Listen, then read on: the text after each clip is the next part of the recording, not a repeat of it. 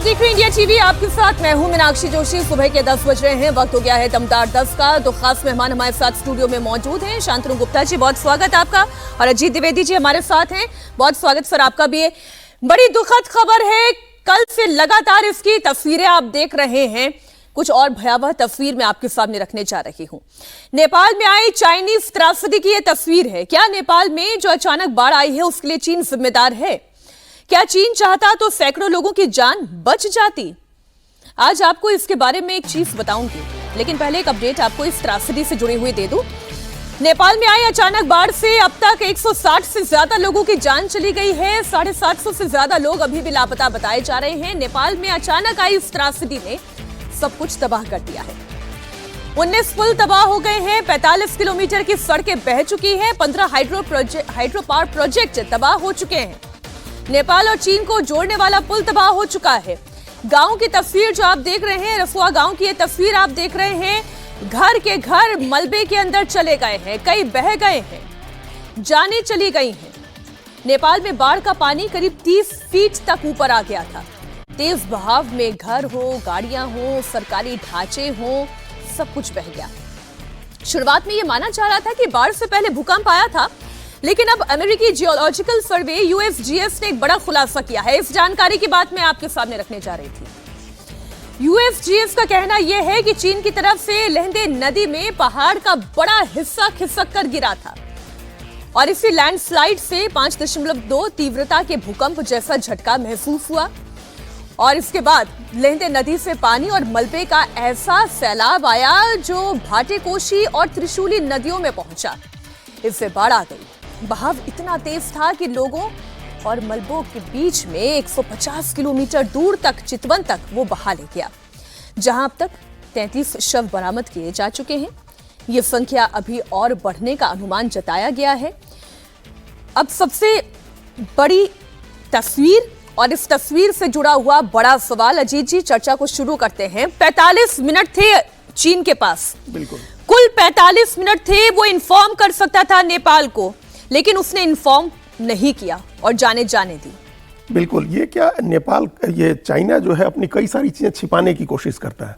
वो नहीं चाहता है कि इस तरह की घटनाओं के लिए उसको जिम्मेदार ठहराया जाए, जबकि सोल जिम्मेदारी चीन की बनती। हम इस घटना के लिए चीन को जिम्मेदार बता रहे हैं। मतलब वो अगर इन्फॉर्म कर देता तो जाने बच जाती, ये घटना नहीं टलने वाली थी। लेकिन घटना भी उन्हीं के कारण हुई है।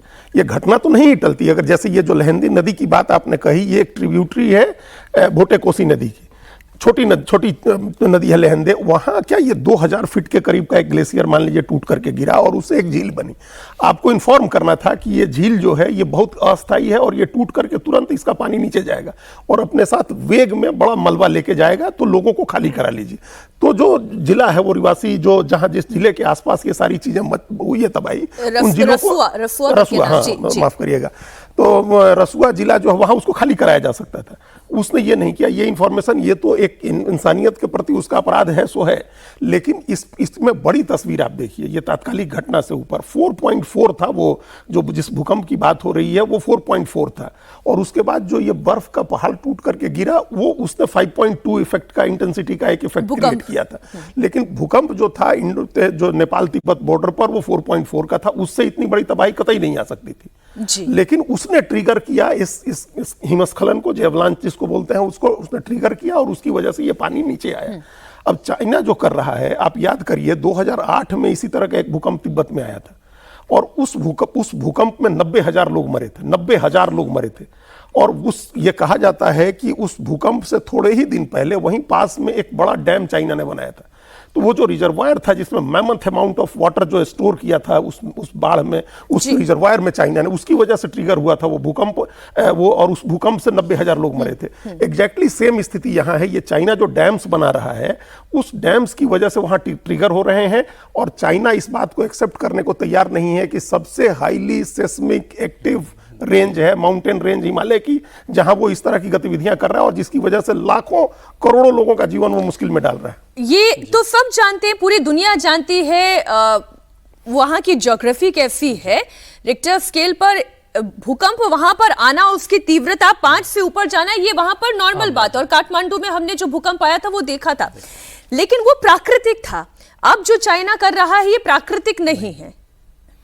देखिए, जैसा अजीत जी ने कहा कि ये जो हिमालयन रेंज है ये अगर पूरी धरती के इवोल्यूशन के हिसाब से देखा जाए तो रैदर न्यू है। मतलब ऐसे तो वो भी हजारों साल है, लेकिन पूरी धरती के हिसाब से नहीं होता, इसलिए सिस्मिक जोन है। अभी भी बहुत जगह एरिया है जहाँ पे हाइट्स बढ़ रही हैं, एमएम्स में हाइट बढ़ रही है, तो बहुत सिस्मिक हाई जोन है।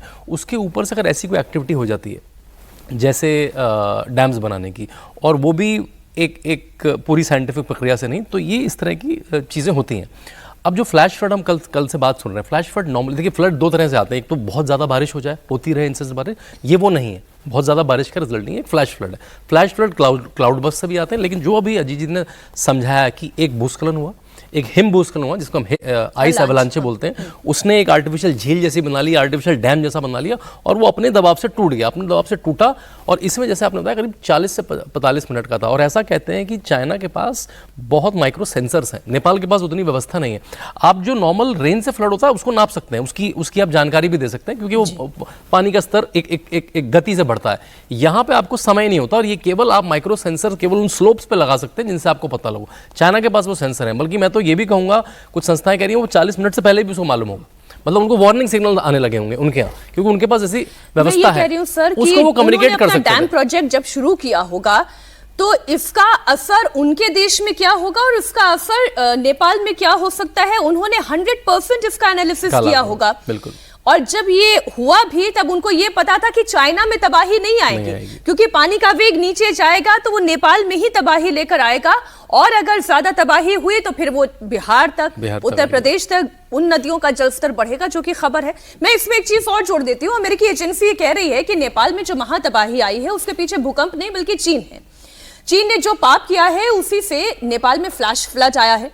अब ये कहा क्यों जा रहा है, उसके पीछे का कारण आप समझे, कैसे अगर चीन चाहता तो इस त्रासदी से बचा जा सकता था।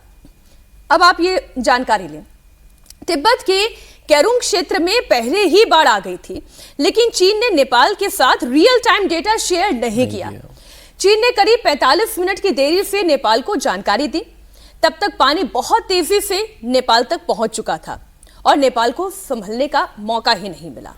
अब दूसरी चीज, चीन ने न सिर्फ रियल टाइम जानकारी शेयर में देरी की, बल्कि इस फ्लैश फ्लड को मैन मेड बताया जा रहा है। पिछले कुछ सालों में चीन ने जो ग्लेशियर पर पाप किए हैं उसका ये नतीजा कहा जा रहा है। कुछ सैटेलाइट तस्वीर हैं जिनकी जब स्टडी की गई तो ये पता चला कि नेपाल चीन के रसुआ बॉर्डर क्रॉसिंग से लगभग 20 किलोमीटर उत्तर पूर्व में लेंटे नदी में बर्फ और चट्टानों के खिसकने से मलबे वाली बाढ़ की तस्वीर सामने आई। अब आपके मन में भी ये सवाल होगा कि ये मलबा क्यों आया। इसकी बड़ी वजह है ग्लेशियर के इलाकों में चीन का अवैध निर्माण।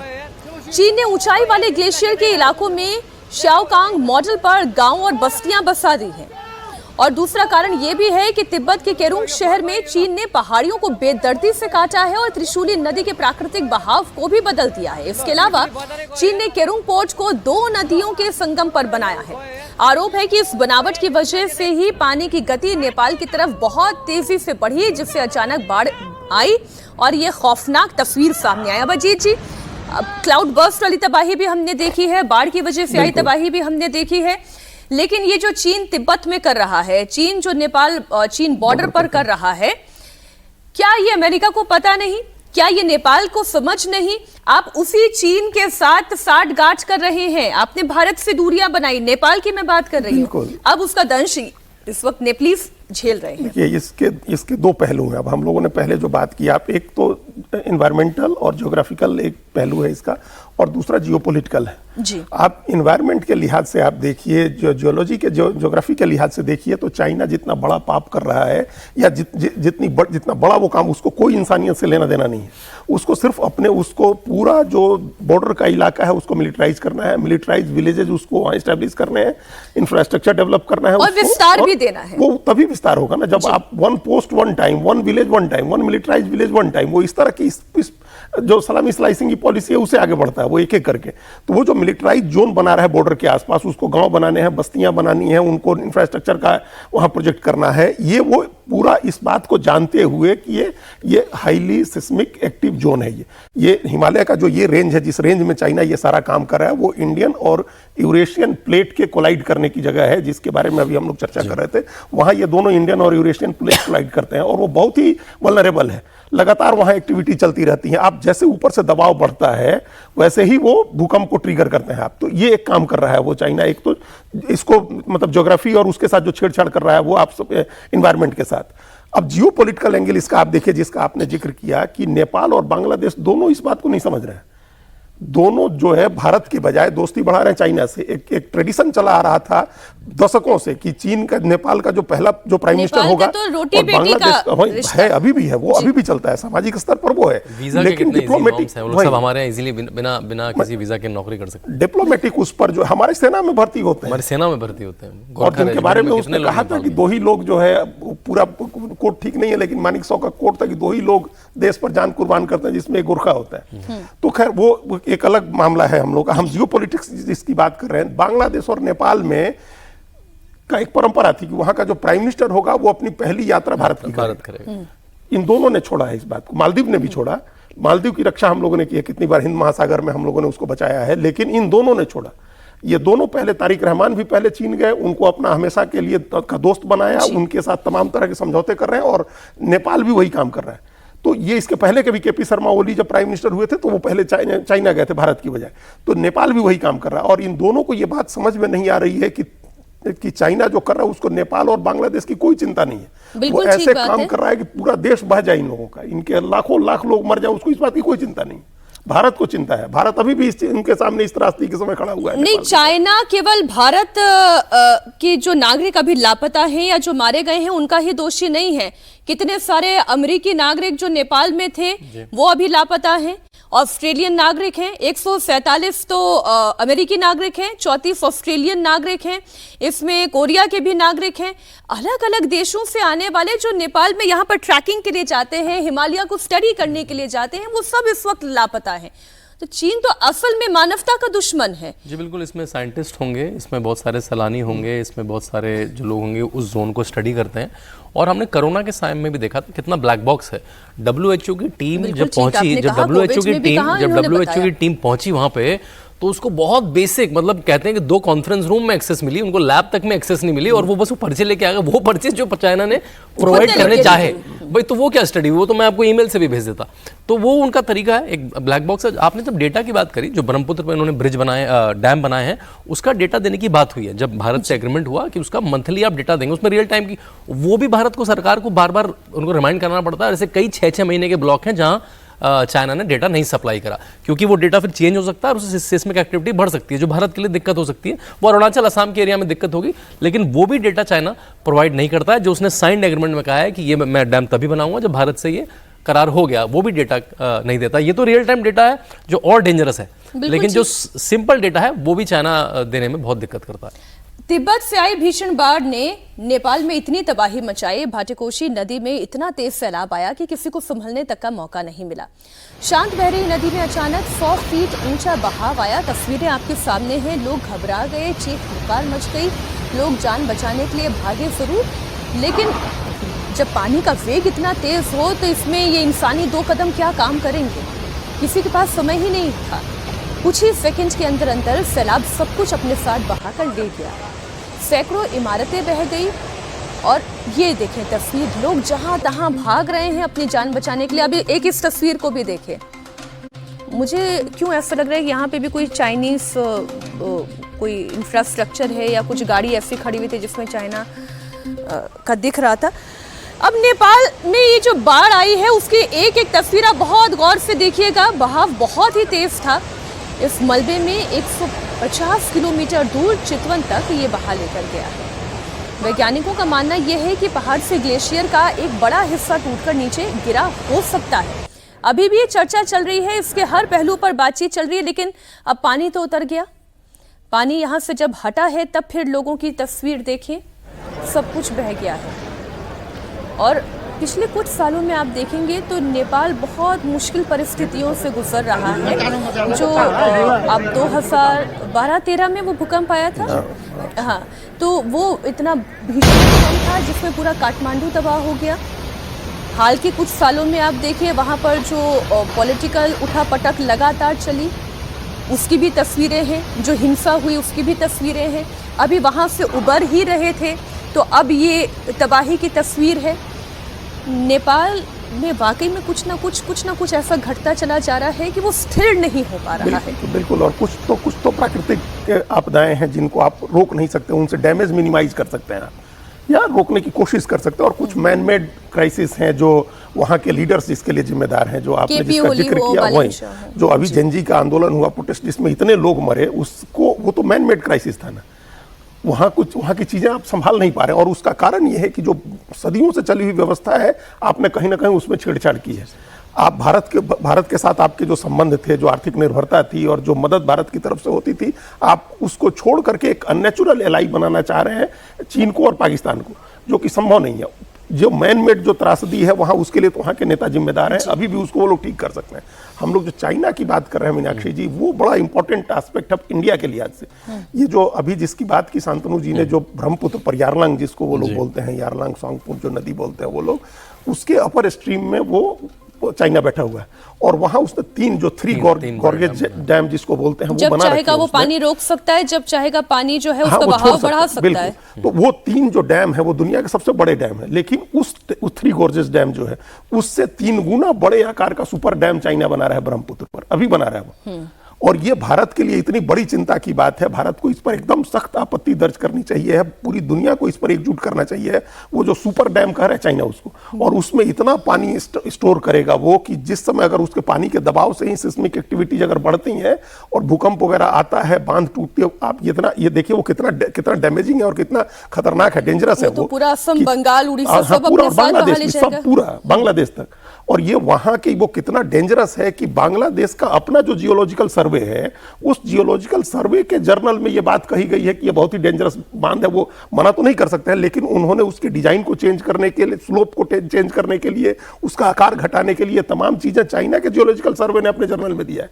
इसके बावजूद चाइना उस डैम को बना रहा है, सुपर डैम है, और एक तो सिस्मिक वल्नरेबल जोन है वो है, उसका डिजाइन फॉल्ट है उसके डिजाइन में, और वो आकार इतना बड़ा है कि वो लॉन्ग टर्म भारत के लिए एक बड़ी भारी चिंता की स्थिति वहां बन रही है। उसको ये तो हम लोग देख रहे हैं, नेपाल की तरफ से जो होगा, तिब्बत की तरफ से जो होगा, उस बॉर्डर पर जो वो कर रहा है ब्रह्मपुत्र के ऊपर, वो भारत के लिए, पूरे एक बड़े इलाके के लिए, समूचे नॉर्थ ईस्ट के लिए और बांग्लादेश के लिए बड़ी चिंता की बात है। और सभी नदियां आपस में कनेक्टेड है। आप केवल ब्रह्मपुत्र की बात क्यों करेंगे? अभी जो इधर शांतनु जी तबाही आई है, उससे बिहार में और उत्तर प्रदेश में भी संकट बढ़ रहा है। गंडक नदी है, उसका जलस्तर बढ़ रहा है, कोसी तक भी हो सकता है ये असर पहुंचे, और अगर ज्यादा पानी है तो गंगा तक भी इसका असर पहुंचेगा। उससे जुड़ी हुई एक खबर बता के फिर मैं आपके पास आती हूँ। नेपाल में बाढ़ के बाद नदी का पानी अब नीचे की तरफ बहुत तेजी से बढ़ रहा है, जिसके बाद भारत में पहुंचने की आशंका है। बिहार और उत्तर प्रदेश के करीब 1700 किलोमीटर बॉर्डर एरिया में इसे लेकर हाई अलर्ट है। बिहार के 9 जिलों में, यूपी के 7 जिलों में हाई अलर्ट जारी किया गया है। बिहार के पश्चिमी चंपारण में गंडक नदी में अचानक पानी बढ़ने से बैराज के 36 गेट खोले गए हैं। साथ ही नदी किनारे वाले इलाकों को भी खाली करवाया जा रहा है। हालात को देखते हुए बिहार के सीएम सम्राट चौधरी ने अधिकारियों के साथ इमरजेंसी मीटिंग की है। वाल्मीकि नगर के बॉर्डर इलाके में गंडक बैराज पर लगातार पानी का दबाव बढ़ता जा रहा है। ऐसे में डैम के गेट्स खोले गए हैं। कहा यह जा रहा है कि आने वाले कुछ घंटे बहुत इंपॉर्टेंट होने जा रहे हैं। इस पर शांतनु जी आपका क्या टेक है? देखिए, जहाँ से ये भूस्खलन शुरू हुआ, वहाँ से जो इंडिया का पहला टच पॉइंट है वो मात्र 270-300 किलोमीटर आता है, जो पानी के इस वेग में कोई बहुत बड़ा डिस्टेंस नहीं है। बस इसमें एडवांटेज ये है कि जो भी ये जो फ्लड, जो क्लाउड बस्ट होता है या फिर फ्लैश फ्लड होता है, उसमें क्योंकि उसके अगले दिन कुछ नहीं होता, उसके अगले समय कुछ नहीं होता, तो आपको समय मिल जाता है और नीचे आने में समय लगता है, क्योंकि और जगह इस समय बिहार में बड़ी बारिश नहीं हो रही है, नेपाल के उस इलाकों में बड़ी बारिश नहीं हो रही है। तो ये एक तरह से बस राहत की बात है कि आप इसे वॉच कर पाएंगे। आप जैसे आपने कहा कि अपने गेट्स, मतलब आपके पास 24 घंटे ना ही सही, लेकिन 18 बारिश नहीं हो रही है, और उस समय बारिश नहीं हो रही, केवल उसी बारिश नहीं हो रही है। तो ये एक है। देखिए, नेपाल के पास इतनी एडवांटेज है, इतने सारे ये जो पानी है, इसको आप हाइड्रो में कन्वर्ट कर सकते हैं। भारत और नेपाल के साथ भी कम से कम 8 या 9 प्रोजेक्ट चल रहे हैं। नेपाल की अपनी खपत कम है, नेपाल छोटा देश है, बहुत इंडस्ट्रियलाइज देश नहीं है, लेकिन भारत ने उसको बिजली खरीदने का प्रॉमिस कर रखा है। जब पीयूष गोयल मंत्री थे तब से प्रॉमिसेस हैं, लेकिन वो इसको इस्तेमाल करे ढंग से, भारत के साथ बिल्कुल कोऑर्डिनेशन में काम करे। भारत उनको जायका से, बड़े बड़े जगह से लाके प्रोजेक्ट में पैसा दिलवाने को, बिल्कुल ये प्रॉब्लम है। हाँ, वो वही प्रोजेक्ट अप्रूव करवा पाता है जिसको चाइना हाँ कहता है। नहीं तो बहुत सारे प्रोजेक्ट अप्रूव हो सकते हैं, उसको धन मिलेगा, भारत खरीदने को रेडी है, क्योंकि भारत के पास बिजली की खपत है, भारत इंडस्ट्रियलाइज और जोर से हो रहा है। तो वो उसमें फिर वो कभी आता है नहीं आता, तो वो जो 9 प्रोजेक्ट हैं वो भी पूरे नहीं हो पाते हैं इस चक्कर में, क्योंकि एक तो उनकी सरकारें बदलती हैं, उनके एक साल कोई प्रधानमंत्री नहीं रहता है, तो आप किससे बात करो, अगला व्यक्ति आ जाता है। बिल्कुल ठीक। नेपाल में आई इस महातबाही के अलग अलग पहलुओं पर हम चर्चा कर रहे हैं। एक बड़ी खबर आपको और दे दें, फ्लैश फ्लड में 300 से ज्यादा भारतीय लापता बताए जा रहे हैं। नेपाल के विदेश मंत्रालय की ओर से ये जानकारी दी गई है। फ्लैश फ्लड में 300 से ज्यादा भारतीय लापता हैं। उन्हें ढूंढने का प्रयास तो किया जा रहा है, लेकिन जिस तरीके की तस्वीरें हैं उसके बाद अगर इस फ्लैश फ्लड के चपेट में वो आए हैं तब तो मिलना बहुत मुश्किल है, लेकिन प्रयास तो किए ही जाते हैं। लेकिन कई बार ऐसा होता है, चूंकि पूरा पहाड़ी इलाका भी है आसपास का, पुल टूट चुके हैं, बहुत सारे इंफ्रास्ट्रक्चर ध्वस्त हो चुके हैं। अगर वो बच भी गए हैं तो मोड ऑफ कम्युनिकेशन भी पूरी तरीके से चौपट हो गया है। तो अगर मान लीजिए वो जिंदा हैं भी तो वो जहां पर हैं अभी तक उनसे कम्युनिकेट नहीं हो पा रहा है। सबसे पहले यही हुआ, कम्युनिकेशन बंद हुआ। बात अभी तक ये पता नहीं है कि उनका क्या हुआ है, लेकिन कम्युनिकेशन नहीं है वहाँ। और बड़ी संख्या में ऐसे भी लोग हैं जो कैलाश मानसरोवर की यात्रा के लिए जा रहे थे, तीर्थाटन पर थे। चूंकि हम लोगों के कई सारे तीर्थ उधर से होकर के लोग जाते हैं नेपाल में। जो काठमांडू का भूकंप था उसमें भी पशुपतिनाथ के दर्शन करने बहुत सारे लोग उसमें शिकार हुए थे। तो ये कैलाश मानसरोवर जा रहे थे। बहुत सारे लोग ट्रैकिंग के लिए जाते हैं, घूमने के लिए जाते हैं, ईसा फाउंडेशन के लोग हैं। तो ये लोगों के साथ संपर्क टूट गया, कनेक्टिविटी। चूंकि इसमें तमाम जो ये जो हम बता रहे हैं जो हाइड्रो पावर के प्रोजेक्ट्स थे वो सारे प्रोजेक्ट्स बह गए हैं। वहाँ तमाम कम्युनिकेशन के जो टावर्स लगे हुए थे, मोबाइल टावर्स, वो सारे बह गए और सब तारें वारें टूट करके खत्म हो गई। तो कम्युनिकेशन नहीं है वहाँ। और ये जो हम लोग पहले चर्चा कर रहे थे कि जब ये बड़े बड़े जो कंस्ट्रक्शंस हुए हैं ना, जो हाइड्रो पावर के या रिसोर्ट्स के, ये सब जब टूटे हैं तो इनके साथ बड़ा हार्ड मलबा निकला है, बड़े बोल्डर्स और दीवारें टूट करके और लोहे की छड़ें, पत्थर, उससे लोग हमने तस्वीर देखी कि एक के बाद एक ब्रिज अपने साथ दूसरे को तीसरे को बहाता लेकर चला जा रहा है। तो इसमें इंसान की क्या ही हैसियत है। हाँ वही तो, उसमें इंसान कहाँ दबा, कहाँ बहा, कहाँ गया। ये आप याद करिए केदारनाथ के समय भी जो त्रासदी हुई थी, बहुत सारे लोग नहीं मिले, लापता हो गए, मिले ही नहीं। क्योंकि इस तरह के फ्लड में हम लोग अभी थोड़ी देर पहले जो चर्चा कर रहे थे कि जब नेपाल से कर रही थी, वही ब्रिज कैसे बहता हुआ चला जा रहा है और अपने साथ कितना सीमेंट, कितने बोल्डर, कितना मलबा बहाता हुआ ले जा रहा है। अब ये जो घर है, घर ऐसा लग रहा है कि घर नदी में ही बना हुआ है, जबकि नदी से ये कोसों दूर बना था। वहां तक नदी आ गई, वहां तक ये मलबा आ गया। और उसमें हम लोगों ने कल ही देखा कि 5 हाथी बह के 150 किलोमीटर नेपाल से आगे बहराइच घाघरा में। तो इंसान की क्या है इसमें, उसमें देख रहे हैं आप उसकी हैसियत, उसकी क्या स्थिति होगी अगर हाथी बह के आ रहे हैं। तो ये बड़ी चिंताजनक है। हम लोग ये प्रार्थना करेंगे कि वो सुरक्षित हो, कहीं ऐसी जगह हो जहाँ मलबा नहीं पहुंचा हो, कम्युनिकेशन ही टूटा हो, सब लोग एक साथ मिल जाएं। लेकिन ऐसी स्थितियों में वर्स्ट के लिए भी लोगों को तैयार रहना चाहिए। ये आमतौर पर होता है, हम लोगों ने देखा है। जग्गी वासुदेव के भी मैं एक पोस्ट देख रही थी, शांतनु जी वो रो रहे हैं, परेशान हो रहे थे, क्योंकि उनके भी टीम के 80-90 लोग जो हैं जो मानसरोवर की यात्रा के लिए जाते हैं, तीर्थाटन की हम बात कर रहे हैं, उनके बारे में अभी तक कोई जानकारी नहीं। कैलाश मानसरोवर के मुझे याद है पिछले 2 महीने में बहुत सारे मेरे पास इनविटेशन आए कि कई ग्रुप गए, टेम्पल कनेक्ट की टीम से गए, अनादि फाउंडेशन से गए, आप जैसे बता रहे हैं ईसा फाउंडेशन से गए। तो बहुत सारे ऐसे लोग होंगे जो अब पता लगना शुरू होगा जिनका। और जैसा अजीत जी ने कहा कि जब उसमें हाथी बह जा रहे हैं और इतने बड़े बड़े बोल्डर्स हैं, उसके बीच में अब कहाँ व्यक्ति बचेगा। जो हमने केदारनाथ में देखा है, उसमें मंदिर पे 2 बोल्डर आ गए तो वो बच गया, नहीं तो उसमें हर चीज़ बह गई। लेकिन हाँ, ऐसे भी कुछ लोग मिले जो जैसे हमारे मंत्री जी रहे अश्विनी चौबे जी, वो कुछ परिस्थिति में एक जगह पर रह गए, उन्होंने अपने आप को सेव कर लिया। ऐसे भी रहे कुछ। तो ऐसे कुछ अगर जैसे मैजिकल मूवमेंट्स हैं, ऐसे कुछ लोग मिलेंगे कि वो कोई चमत्कार ही होता है, किसी की जान बच जाती है। अब यही तस्वीर जो अब देख रहे हैं हम, दर्शकों दिखा रहे हैं कि पूरा एक इंफ्रास्ट्रक्चर था, 2 मंजिला इमारतें हैं, बड़ी सी गाड़ी खड़ी हुई है। आम लोग जैसे हर दिन का उनका समय होता है, ये देखिए पानी आ रहा है, लोग भाग रहे हैं। कितना भाग पाएंगे, कहाँ तक भाग पाएंगे। और पानी का वेग देखिए कैसे पीछे से दोनों तरफ से आया है और अपने साथ सब कुछ बहा कर ले गया। अब कहीं पर ये कोई सीसीटीवी कैमरा लगा हुआ था जिसमें ये लाइव तस्वीरें रिकॉर्ड हो गई। अब ये देखिए नदी का वेग कितना तेज है, पानी का वेग इतना तेजी से आया, घरों तक पहुंच गया। घरों के पीछे एक सड़क है, वहां तक इस पानी का दायरा जो है बढ़ गया, इतना आगे तक पानी गया। यही चाइना के जिस महापाप की हम लोग बात कर रहे हैं, अगर ये उसने सूचना पहले दी होती तो ये तमाम लोग बचाए जा सकते थे। इंफ्रास्ट्रक्चर नहीं बचता, आप इसको कम से कम लोग बच जाते, इंफ्रास्ट्रक्चर तो फिर खड़ा किया जा सकता है। लोग बच जाते, फिर लोगों का जीवन उससे महत्वपूर्ण क्या चीज है। लेकिन चाइना को उसकी कोई परवाह नहीं है। उसको था कि अगर वो जानकारी देगा तो ये बात दुनिया जानेगी कि उसको इस बात की जानकारी थी, वो जवाबदेह है। इसके लिए कहीं ना कहीं उसकी जो गतिविधियां हैं वो जवाबदेह हैं। ये मैं तस्वीर की बात कर रही थी, ये तस्वीर भी सामने आई। लोगों के हाथ में कई बार कुछ नहीं रहता। बिल्कुल बड़ा अफसोस होता है, लोगों की भी रोने की आवाज़ से आ रही है।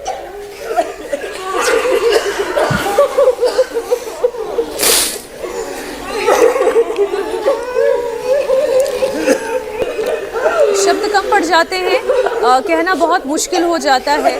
और ख़ास तौर पर आपका अपना कोई साथी हो, अपना कोई करीबी हो, अपने परिवार का कोई सदस्य हो, और जब भी कोई इस तरीके से ग्रुप बनाकर कहीं जाता है तो वो मोरल कितना हाई होता है, खुशी कितनी ज़्यादा होती है।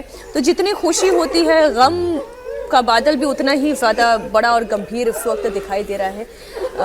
कैलाश मानसरोवर की यात्रा पर गई हुई थी टीम जो अभी भी लापता बताई जा रही है। मैं उन चिंताओं की भी बात कर लेती हूँ जो चिंता इस वक्त बिहार में और उत्तर प्रदेश में है। उसका कुछ हिस्सा तो अभी शांतनु जी ने समझाया। बिहार की हम बात करें और उत्तर प्रदेश की बात करें, अभी उत्तर प्रदेश तक इतनी खबर नहीं आई है, पर बिहार में गंडक नदी में पानी बढ़ने लगा है। बिल्कुल, वही जो वहाँ से बहुत नज़दीक है, और जब इस वेग से पानी आता है तो उसको बहुत ज़्यादा समय नहीं लगता है। लेकिन वह भारत के पास समय था तो जो 30 से ज़्यादा जो गेट थे उस बराज के वहाँ गंडक पर खोल दिए गए, वाल्मीकि नगर और बंगा के पास, उससे लेकिन उसका पानी आगे बढ़ना शुरू हुआ। अगर इतने पर थम जाए तब तो बिहार में गनीमत है। लेकिन अगर इससे ज़्यादा पानी आया तो देखिए बिहार की सारी नदियों में, नदियों का तल ऊंचा हो गया है। नदियों की सफाई दशकों से नहीं हुई, गाद नहीं निकाली जाती है नदियों की, और जो उसका तल जितना ऊंचा होता गया है उतना ही पानी का, जैसे पानी आता है नदी में रुकने की बजाय वो घरों में घुस जाता है, खेतों में चला जाता है। तो ये स्थिति हर साल होती है, और ये टाइमिंग ऐसा है कि नेपाल से हमेशा पानी जो है अगस्त के अंत में सितंबर के पहले हफ्ते में आता है, लेकिन वो बारिश का पानी होता है। अब अगर इस समय गनीमत यही है जो अभी शांतनु जी कह रहे थे कि बारिश नहीं हो रही, अगर नेपाल में बारिश हो रही होती तब जरा ये जो तस्वीर अभी आपने ग्राफिक्स एक बनाया है पूरा नेपाल से लेकर बिहार और उत्तर प्रदेश तक, जरा उसको बड़ी स्क्रीन पर लेकर आ जाएं, दर्शकों को समझने में और थोड़ी आसानी हो जाएगी कि ये देखिए नारायणी नदी जो नेपाल से है, फिर वो गंडक बैराज है जहां पर पानी का एंट्री पॉइंट है, फिर वो बगहा, मोतिहारी, गोपालगंज और फिर आगे मुजफ्फर, ये 9 जिले जो वैशाली, 9 जिले जो हैं एकदम नॉर्थ के जिले हैं, और ये गंडक ट्रिब्यूटरी है गंगा नदी की। अगर गंडक में पानी बढ़ेगा तो फिर गंगा नदी में आएगी, और वहां जो बगहा के बाद जो मोतिहारी आप आइएगा तो इसके इधर से कमला बलान और कोसी इधर फिर जाने के लिए पानी का एक रास्ता बन जाता है। तो वो अभी नहीं हुआ है इसलिए क्योंकि सिर्फ ये फ्लैश फ्लड था और इसी का पानी आया हुआ है। तो हमने कंट्रोल कर लिया, बराज खोल दिए, तो नदी में पानी का स्तर थोड़ा बढ़ के 6-7 फीट तक बढ़ के, जैसे नेपाल में 30 फीट पानी बढ़ गया, हमारे यहाँ गंडक में 7 से 8 फीट तक पानी बढ़ने की बात हो रही है कि उतना पानी उतने तक तो ठीक है। अब अगर नहीं आए पानी तो फिर तबाही बिहार में नहीं होगी। अगर फिर बारिश वहां शुरू हो जाए या और फ्लैश फ्लड हो जाए, पानी आए, तो फिर हम लोग को याद है 2005 की कोशी की तबाही, और वो हर साल की तबाही जैसी होती है बिहार में, उस तरह से हो जाए। मैं वाल्मीकि नगर की एक तस्वीर दिखाना चाहती हूँ, हमारे पास वहाँ की तस्वीरें सामने आई, जरा वहाँ की तस्वीरें आप देख लें और वहाँ से जुड़ी हुई बड़ी खबर भी आपको बता दूं। ये वाल्मीकि नगर, ये वहाँ की तस्वीर है, और हम क्योंकि बैराजेस की बात कर रहे हैं, नदियों के बढ़ते हुए जलस्तर की बात कर रहे हैं, भारत अलर्ट मोड पर है। हमारे संवाददाता नीतीश चंद्र वो यहाँ पर पहुंचे, उन्होंने अधिकारियों से भी बात की, मौजूदा परिस्थिति क्या है वो इसे भी पता लगा रहे हैं। आप उन्हीं की रिपोर्ट से समझ पाएंगे ग्राउंड पर सिचुएशन क्या है। नेपाल में त्रिशूली नदी ने जहां तबाही मचाई है, वहां से पानी बिहार में जहां प्रवेश कर रहा है, हम ठीक उसी जगह पर हैं। ये है वाल्मीकि नगर गंडक बराज, और यहाँ पर आप देखिए किस तरह से पानी तेज रफ्तार से आ रहा है। यहाँ 36 गेट हैं और सभी 36 गेट को अभी खोल दिया गया है, क्योंकि पानी आ रहा है और साथ ही साथ मलबा भी आ रहा है। ऐसे में बराज को नुकसान भी हो सकता है, इसलिए सारे गेट खोल दिए गए हैं। यहाँ से आप देखिए लगातार 36 गेट हैं और सभी 36 गेट खुले हुए हैं, और पानी रात करीब 1.5 लाख क्यूसेक आया था, और अभी की जो स्थिति है 92,000 क्यूसेक पानी अभी यहाँ पर है। तो ऐसे में यदि अगले कुछ घंटे में पानी और बढ़ता है तो मुश्किलें आएंगी, लेकिन राहत की बात थोड़ी यही है कि जो अनुमान था उस अनुमान से पानी अभी कम है, लेकिन पानी की रफ्तार आप देखिए, लगातार पानी आ रहा है और इसमें पानी का रंग आप देखेंगे तो काफ़ी मटमैला पानी दिख रहा है, चूँकि सिल्ट काफ़ी आ रहा है। और ये भी बाद में एक परेशानी होती है, जब गाद बहुत ज़्यादा हो जाता है तो ऐसे में कई तरह की दिक्कतें आती हैं। फिलहाल यहाँ की जो तस्वीर है, नेपाल और इंडिया को जो जोड़ने वाला बॉर्डर है, इसे फिलहाल अभी बंद कर दिया गया है। एक से दूसरे देश में जाने की जो आवाजाही है, फिलहाल उसको रोका गया है। और यहाँ आप सामने के हिस्से में देखें, ये जो बड़ा सा ब्रिज आपको दिखाई दे रहा है, इसके दूसरे सिरे पर नेपाल है और हम अभी इंडिया में हैं। लगातार पानी को मॉनिटर किया जा रहा है, लगातार ये देखा जा रहा है कि पानी का जो लेवल है वो कितना है, और उसको ध्यान में रखते हुए पूरी तैयारी की गई है। आसपास के जो ज़िले हैं वहाँ भी नज़र रखी जा रही है, प्रशासन अलर्ट है। कल ही माइकिंग की गई और लोगों को ये कहा गया कि वो सुरक्षित स्थान पर चले जाएं, लेकिन अभी के जो हालात हैं उसको देखते हुए ऐसा लग रहा है कि अगले कुछ घंटे जो हैं वो काफ़ी इम्पोर्टेंट होंगे। यदि जलस्तर और बढ़ता है तो ऐसे में मुश्किलें आएंगी। क्या ये पानी का जलस्तर और नीतीश चंद्र की रिपोर्ट शांतनु जी आपने भी देखी, वो ये बताने के लिए काफ़ी है कि पहला तो भारत का जो अप्रोच है वो पहले से ही प्रोएक्टिव मोड पर है। इमरजेंसी को देखते हुए उन्होंने अपने कदम आगे बढ़ा दिए हैं, लेकिन अब कुदरत के आगे तो फिर सारी चीज़ें मुश्किल ही हैं।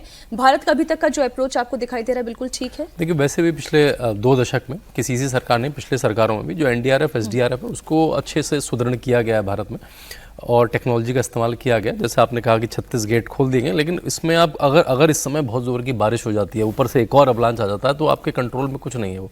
क्योंकि नहीं तो जैसे उन्होंने बताया बड़ा, क्योंकि उसमें सिल्ट इतनी जा रही है तो वो बांध को भी नुकसान पहुंचा सकता है। उतनी सिल्ट क्योंकि फोर्स ऐड कर देता है पानी में और ज़्यादा, उसमें प्रेशर ऐड कर देता है, उसमें फ्रिक्शन और ज़्यादा हो जाता है, तो उससे वो बैराज को भी तो उनको गेट बिल्कुल प्रॉपर्ली खोलने ही पड़ेंगे उससे। और पानी रुकता ज्यादा है आगे बढ़ने की बजाय, जब सिल्ट बहुत ज्यादा होती है। आप लोग ज्यादा बेहतर बता पाएंगे। जी। नहीं, उसका वेग बढ़ जाता है, उससे नुकसान की संभावना ज्यादा हो जाती है। नहीं, लेकिन लेवल भी तो बढ़ जाएगा ना। हाँ, जब पानी उतरता है तो वो सिल्ट नीचे बैठ जाता है। ये लगातार हर साल बैठते बैठते जो नदी की अपनी डेप्थ के अलावा फिर वो आपकी सिल्ट बैठ वही हम कह रहे थे कि तल नदी का ऊंचा हो जाता है, और इससे अगली बाढ़ जब आती है, अगली बारिश जब होती है, तो पानी नदी में रुकने के बजाय आपको के घरों में जाता है, खेतों में जाता है, चारों तरफ फैल जाता है। उसका नुकसान 2 तरह से। उसका नुकसान एक तो यह है कि बाढ़ आती है, फसल तबाह होती है, लोगों को नुकसान होता है, और दूसरा ग्राउंड वाटर टेबल रिचार्ज नहीं हो पाता है। फिर वो पानी जो फैलता है चारों तरफ, वो फिर भाप बन के उड़ जाता है, तो ग्राउंड वाटर रिचार्ज नहीं हो पाता है। इसकी वजह से बिहार जैसे जहां इतना पानी है वहां भी ग्राउंड वाटर टेबल नीचे जा रहा है। ये इस वजह से तो नदियों का तलछट, उसकी सफाई करना, गाद निकालना, डिसिल्टिंग करना, ये सरकारों का एक पहला काम होना चाहिए। इस पर खर्च बहुत है और किसी को दिखाई नहीं देता। आप इससे लोकप्रिय नहीं हो सकते हैं, जनता को आप खुश नहीं कर सकते हैं, लेकिन ये बहुत जरूरी काम है कि आप करिए। इससे ग्राउंड वाटर टेबल रिचार्ज होगा, पीने के पानी का संकट खत्म होगा, बाढ़ का संकट खत्म। ये स्ट्रक्चरल प्रॉब्लम्स हैं बिहार की, उत्तर प्रदेश की, देश के दूसरे राज्यों की, जिनको दूर करने की जरूरत है। इस पर कोई काम नहीं करता है किसी सरकार ने। पहले ये आजादी के बाद हो गया, ये बराज और सब उसी समय के बने हुए, कोई काम नहीं होता है। तो ये चूंकि ये दिखाई नहीं देने वाले काम है ना, ये नींव का काम है, इसमें आपको इसमें कोई नहीं जाना चाहता है। अब खर्चे का काम बहुत ज्यादा है, लेकिन ये काम होना चाहिए। लेकिन किसी को तो करना ही होगा, नहीं तो ये तलछट बढ़ते बढ़ते फिर नदियां। अभी बिहार सरकार ने ये काम अच्छा किया इस बार, जो है कि जो नहरें हैं, जो इससे जुड़ी हुई, गंडक नदी के साथ जुड़ी हुई जो नहर हैं, उन सबको भी खोल दिया गया, उनकी कुछ सफाई कर दी गई है, ताकि अगर पानी इसमें से बढ़े तो उन नहरों में उसको हम लोग ट्रांसफर करें, वो काम भी आ जाएगा, वो पानी फैलेगा भी नहीं। और जो दूसरा काम उन लोगों ने किया है, वो समय रहते लोगों को ऊंची जगहों पर जाने के लिए कह दिया गया है, बल्कि सरकार ने ये व्यवस्था की है कि निकल के जाएं। केंद्रीय गृह मंत्री जिनके अंदर आता है आपदा राहत का काम, उन्होंने कल बिहार के मुख्यमंत्री सम्राट चौधरी से बात की, अमित शाह ने, उनको कहा कि भाई जो आपको चाहिए, NDRF SDRF तैनात है, आपको जो चाहिए सो हम मदद करेंगे। प्रधानमंत्री वहां नेपाल के प्रधानमंत्री से बात कर रहे हैं। भारत का अप्रोच हाँ ये निभाई है वहां, और ये उपाय हो गए, भारत को एक अलर्ट हो गया, जिसकी वजह से ये हम लोग अभी बचाव के उपाय कर सकते हैं। बिल्कुल ठीक बात है। नेपाल में सैलाबी तबाही के बाद से लगातार पानी बिहार में आ रहा है। ऐसे में पानी के साथ बहकर जो गाड़ियां, सिलेंडर, बक्से, लकड़ी के बड़े बड़े टुकड़े, पेड़, वो सब गिर कर आ रहे हैं। एक रिपोर्ट हमारे संवाददाता नीतीश चंद्र ने और तैयार की है, वो तस्वीरें आप देखें। नेपाल से जो पानी बिहार की तरफ आ रहा है वो अपने साथ कई चीज़ों को लेकर आ रहा है, मलबे आ रहे हैं। चूंकि बड़े पैमाने पर नेपाल में नुकसान हुआ है, और जो तस्वीरें आ रही हैं वो बताती हैं कि जिस तरह से नुकसान हुआ है उसकी निशानी यहाँ तक पहुँच रही है। आप देखिए नदी के हिस्से में कई चीज़ें आपको नजर आएंगी। एक बड़ा सा डब्बा आप देखिए, एक ड्रम जो है वो नजर आ रहा है, और इसके अलावा पेड़ के जो बड़े बड़े टुकड़े हैं वो यहाँ पर पहुँचे हुए हैं। यहाँ देखिए किनारे में आपको जो पेड़ का हिस्सा है वो नजर आ रहा है, और यहाँ पर जो तमाम यहाँ लड़के हैं वो रात से ही यहाँ पर बने हुए हैं। इन्होंने कई चीज़ें देखी हैं, और ये देखिए सिलेंडर, ये देखिए एक सिलेंडर नजर आ रहा है। चूंकि नेपाल में जितने बड़े पैमाने पर नुकसान हुआ है, वहाँ जो पानी की तेज रफ्तार ने नुकसान पहुंचाया है, कई घर बह गए, चीजें बह गई। वो देखिए सिलेंडर बह रहा है, और ये सिलेंडर नेपाल से बहता हुआ बिहार की तरफ आया है। यहाँ भी देखिए एक चीज नजर आ रही है, और चूंकि रात से ही आने का सिलसिला जारी है सामानों का, और देखिए जैसे ही ये नज़र पड़ी उस चीज़ पर, उसके बाद जो यहाँ लड़के हैं वो उसे लेने के लिए दौड़ पड़ते हैं। पानी में करंट भी है, लेकिन यहाँ देखिए जो लड़के हैं रात से इन्होंने कई चीज़ों को देखा है। कई लड़के बता रहे थे कि कई गाड़ियाँ यहाँ से बहती नजर आई रात। अब जो यहाँ पे रिपोर्ट है उसी में वो बता रहे हैं कि कई गाड़ियां बह के वहां से आई हैं जो यहाँ बिहार तक पहुंची है। कुशीनगर की एक तस्वीर आपको दिखा रहे हैं। उत्तर प्रदेश में भी अलर्ट है। नेपाल में आई अचानक बाढ़ के बाद भाटीकोशी त्रिशूली नारायणी नदी से नीचे होते हुए गंडक से ये जुड़ने वाली नदी, जहां पर जलस्तर बढ़ा रही है गंडक नदी का, यूपी के महाराजगंज और कुशीनगर जिलों में भी जो पूर्वी किनारे हैं वहां से होते हुए ये अब आगे बढ़ने वाली तस्वीर, कुशीनगर की ये तस्वीर आप देख रहे हैं। बिहार से सटे हुए कुछ गाँव में प्रशासन की तरफ से लोगों को बहुत सतर्क रहने के लिए कहा गया है। गाँव वालों से ऊंची जगहों पर जाने की अपील की गई है। भारी बारिश और दूसरी तरफ नेपाल से नदियों में आने वाले पानी के तेज बहाव का मिला जुला असर उत्तर प्रदेश में हालात को और मुश्किल बना सकता है। कुछ अभी तस्वीरें ऐसी भी थी जहां पर गांव के अंदर थोड़ा पानी दिखाई दे रहा है, वो निचले इलाके हैं गांव के, तो इसलिए लोगों को सलाह दी गई है कि वो ऊपरी हिस्सों में चले जाएं। इस लड़के के हाथ कोई सामान लगा है। हम मौजूद हैं जहां पर नारायणी नदी और गंडक नदी के जिस तरीके से जो लेवल है वो बढ़ा हुआ है, उसको देखते हुए गांव में डीएम, एसपी, जिला प्रशासन सभी लोग पहुंच रहे हैं और लोगों को जागरूक कर रहे हैं कि फिलहाल घबराने की ज़रूरत नहीं है। पानी का भी ये स्तर नहीं है कि उनको बहुत ज़्यादा पैनिक होने की ज़रूरत है। और इसीलिए आप देखिए कि बगल के जो इलाके हैं, तराई बेल्ट है, तराई बेल्ट में जो आपको गन्ने की खेती नज़र आएगी, इसके पीछे आपको बांस के खेत नज़र आएंगे, उसी के पीछे नारायणी नदी और गंडक नदी बहती है। लेकिन फिलहाल अभी ये स्थिति है कि यहाँ पर घरों में पानी नहीं आया है और जिला प्रशासन लोगों को खास तौर पे आगाह भी कर रहा है कि उनको भी परेशान होने की ज़रूरत नहीं है। भैया क्या नाम है आपका? काली बाबू सिंह। काली बाबू जी, आप बताइए कि क्या स्थिति अभी आप लोग देख रहे हैं पानी को लेकर के, जो नेपाल ने बातचीत सामने आई है, बाढ़ आई है, उसके बाद यहाँ क्या स्थिति दिख रहा है? इस समय तो नहीं आया, मगर 12 बजे तक आ जाएगा पानी। अच्छा जी। कौन बताया आप लोग को कि 12 बजे तक आ जाएगा? वो रात को हम लोग न्यूज देखे, उसके बाद से फोन किए थे, कहीं लोग बोल रहे थे कि 12 बजे तक कल चला जाएगा। पानी बढ़ रहा है, लेकिन जिला प्रशासन ने बहुत साफ किया है कि घबराने की और परेशान होने की बिल्कुल जरूरत नहीं है। जो पानी बढ़ेगा उसमें लोगों के घरों तक पानी नहीं पहुंचेगा। फिलहाल अभी तक की ये स्थिति है। ठीक है, नहीं पहुंचे तो बहुत अच्छा रहेगा। इलाके में जिला प्रशासन के लोग टहल रहे हैं कि नहीं टहल रहे हैं? आप लोग को जानकारी दे रहे हैं कि नहीं दे रहे हैं? नहीं, इस समय तो मान लीजिए कोई यहाँ पर नहीं है। जी। दादा क्या नाम है? हरीलाल। पानी वगैरह अभी तो नहीं आया ना? अभी तो नहीं आया है। पहले पानी लेकिन आ जाता है इस इलाके में? बहुत देर पानी आता है। देर कहाँ कहाँ तक पानी आ जाता है? पानी आता है तो गर्दन भर, यहाँ का मैं खड़ा हूँ तहाँ पर, यहाँ पूरा पानी आ जाता है, पूरा घर भर जाता है। अभी की स्थिति फिलहाल ठीक है? अभी तो ठीक है, ठीक है। क्या नाम भैया आपका? बनारसी राम।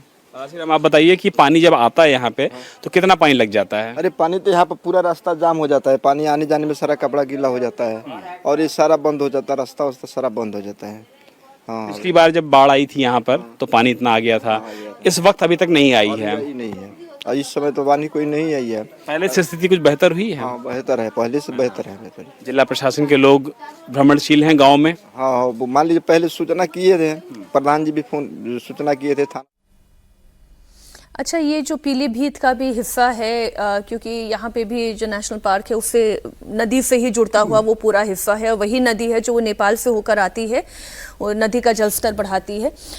अब वहां पर भी थोड़ी बहुत रिपोर्ट आ रही है कि वहां पर भी जलस्तर बढ़ा है, पहले के मुकाबले नदी का लेवल थोड़ा और बढ़ता हुआ दिखाई दिया, लेकिन अभी वो खतरनाक स्थिति पर नहीं आया है। तो ये हम राहत की बात सांस ले सकते हैं कि कम से कम बारिश नहीं हो रही है, और जब तक बारिश नहीं होगी तब तक स्थितियां फिर भी काबू में रहेंगी। और ये उसकी वजह से अलर्ट करने का समय मिल गया। अगर जो नीचे रहते हैं लोग, उनको ऊंचाई पर भेज दिया गया। जो लोग, दो चीजें और हो रही हैं। एक तो जो नेपाल के लोग भारत की तरफ थे, उनको ऐसे आवाजाही बंद कर दी गई है, बॉर्डर बंद कर दिया गया है। सुनौली से लेकर के, मतलब यूपी से लेकर के बिहार का वीरगंज से लेकर रक्सौल तक का जो बॉर्डर है, वाल्मीकि नगर तक का।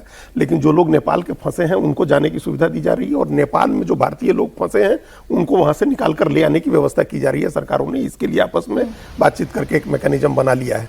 और जो लोग निचले इलाके में रहते हैं, एक तो ऑलरेडी तराई की बात कर ही रहे थे नीतीश चंद्र, तराई का इलाका हुआ है पूरा नीचे का, उसमें भी जो लोग ज्यादा नीचे हैं उनको ऊंचाई पर ले जाया जा रहा है, अस्थायी रूप से उनको वहां रखा जा रहा है। हालांकि अभी कम से कम अभी की स्थिति में बिहार में गंडक हो या दूसरी नदियां हो, उनमें पानी खतरे के निशान तक पहुंचने की स्थिति नहीं दिख रही है। और इसका कारण वही है कि बिहार, यूपी में भी अभी बारिश नहीं हो रही है, खासतौर से उस इलाके में, और नेपाल में भी बारिश नहीं हो रही है। तो नहीं तो ये टाइम है, ये हम अभी कह रहे थे कि अगस्त का अंत, ये भगवान की कृपा ही मैं कहूँ कि ये किस्मत की बात है कि अभी बारिश नहीं हो रही है। अगर 2-4 दिन इसी तरीके से बारिश नहीं होती है तो शायद नदियों का जलस्तर नहीं बढ़ेगा। नेपाल के पास पानी रोकने का साधन नहीं है, जो है वो बहकर आ गया, तुरंत छोड़ देता है ना पानी। जैसे उसका ज्यादा बारिश होगी वो तुरंत छोड़ देगा, सारे बैराज खोल देगा। चीन को कैसे काउंटर कर सकते हैं?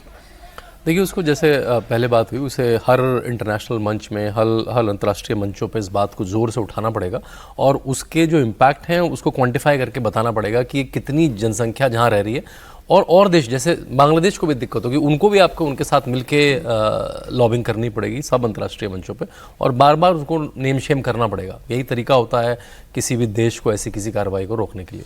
अभी अजीत डोवल भी चीन की यात्रा पर, और शी जिनपिंग से भी उनकी मुलाकात हुई।